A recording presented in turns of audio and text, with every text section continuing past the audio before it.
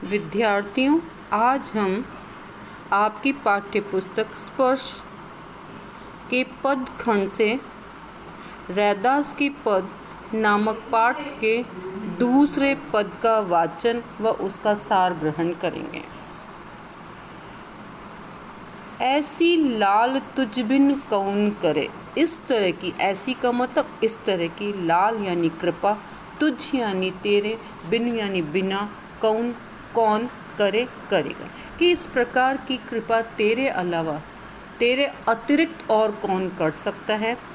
गरीब निवाज गुसाइयाँ मेरा माथे छत्र धरे,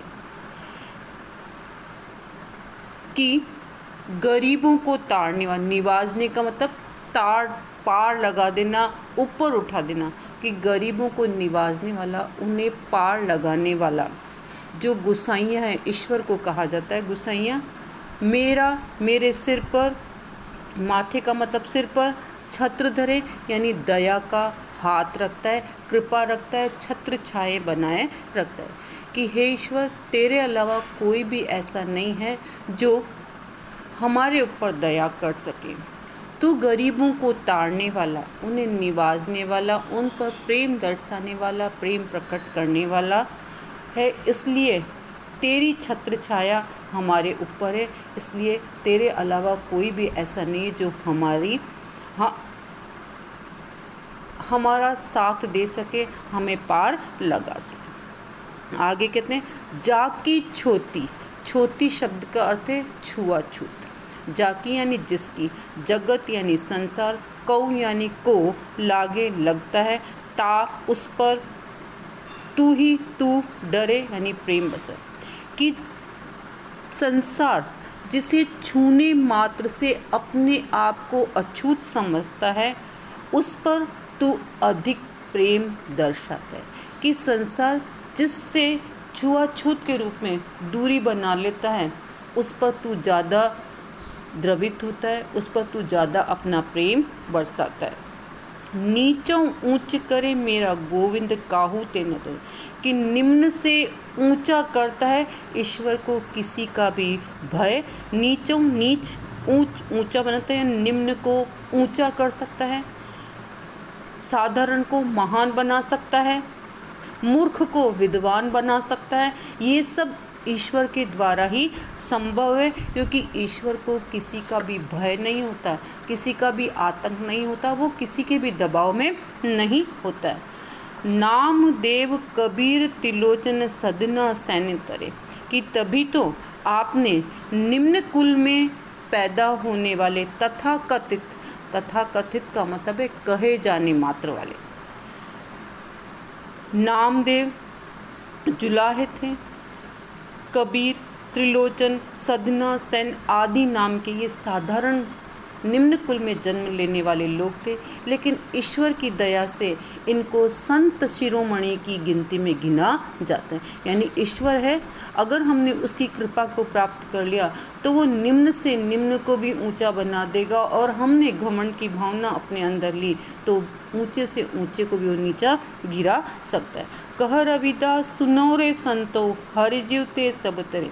रविदास यानी रैदास जी कहते हैं हम सज्जनों को कि हे सज्जनों, तुम मेरी बात को सुनो, कि ईश्वर से ही सब कुछ संभव होता है, इसलिए हमें किसी और की शरण में न जाकर ईश्वर की शरण में जाना चाहिए। पैसे के आधार पर, बल के आधार पर मनुष्य सामर्थ्यवान बन सकता है, लेकिन उनको भी, उनके सामर्थ्य को भी कमज़ोर ईश्वर कर सकता है, और कमज़ोर से कमज़ोर को भी सामर्थ्यवान ईश्वर बना सकता है। इसलिए संसार में हमें किसी और की शरण में, किसी के आगे हाथ जोड़ने की जगह ईश्वर की शरण में जाना चाहिए, उसके हाथ जोड़ने चाहिए। रैदास जी कहते हैं उनके स्वामी ऊंच नीच का ध्यान दिए बिना निम्न कुल के भक्तों को बराबरी के स्थान देते हैं। ईश्वर के अतिरिक्त ऐसी कृपा और कोई नहीं कर सकता। ईश्वर को गरीब नवाज कहते हुए कवि कहते हैं कि तुम उनके ऐसे दयावान मालिक हो जिनके रैदास जैसे नीच अछूत समझे जाने वाले व्यक्ति के सिर पर छत्र रखकर उसे राजा बना दिया। अर्थात प्रभु ने उन्हें लोगों की परवाह किया बिना सर्वोच्च स्थान दिया, क्योंकि उस परम पिता की दृष्टि में कोई अछूत या नीचा नहीं है। रैदास ईश्वर की अपार कृपा के प्रति विनम्र होते हुए कहते हैं कि ईश्वर ने उन पर असीम कृपा की, जबकि साधारण मनुष्य ऐसा करने से डरता है।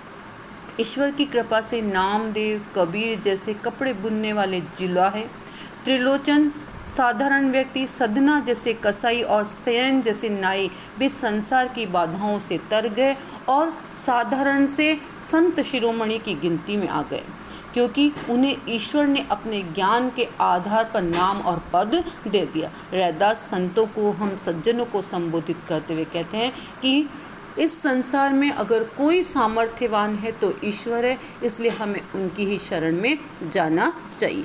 कल मैं इन दोनों पदों से संबंधित आपको कॉपी में किस प्रकार, कहाँ, कैसे व्याख्या लिखनी है, क्या हेडिंग डालना है, इस सब का एक PDF डाल दूंगी। उसकी सहायता से आप अपना रजिस्टर, जिसमें आपको सब काम करने हैं उसके अंदर उसको कर लेना। ठीक है। नाउ